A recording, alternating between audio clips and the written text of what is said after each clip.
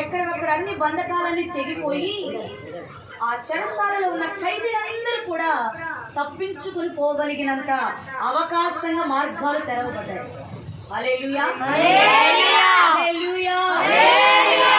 మనం ఒక పాట పాడుతున్నాము అంటే హృదయాలు కదిలించబడాలి, మనుషుల్లో ప్రకంపనలు కలగాలి. ఆమేన్, ఆమేన్, ఆమేన్, ఆమేన్, హల్లెలూయా, హల్లెలూయా.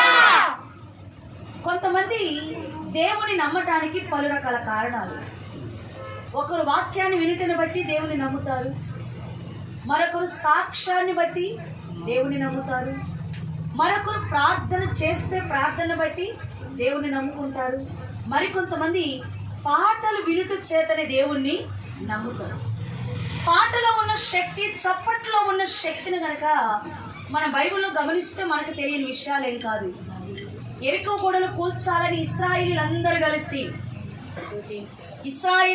కలిసి మూకుమ్మడిగా దేవుని మాట చొప్పున ఏం చేస్తూ ఉన్నారట? పాటలు పాడుతూ, చప్పట్లు కొడుతూ, వాయిద్యాలు వాయిస్తూ ఎరికో గోడల చుట్టూ తిరుగుతున్నారు. వీళ్ళు పాడిన పాటలకి, కొట్టిన చప్పట్లకి, వాయించిన వాయిద్యాల శబ్దాలకి ఆయుధాలు ఏం పనికి వస్తాయండి? బైబిల్ రాస్తున్న మాట, ఆయుధాలకు మించిన శక్తి స్తుతిలో, చప్పట్లలో, ప్రార్థనలో ఉంది.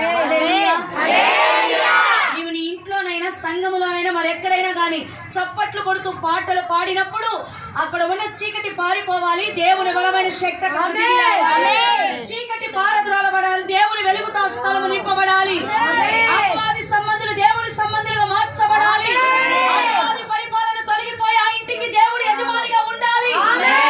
ఇలాంటి నవనూతనమైన కార్యాలు జరగాలి అంటే చప్పట్లు కొడుతూ దేవుణ్ణి గణపరచాలి. నోరు లేనోళ్ళలాగా, ఓపిక లేనోళ్ళలాగా మాటలు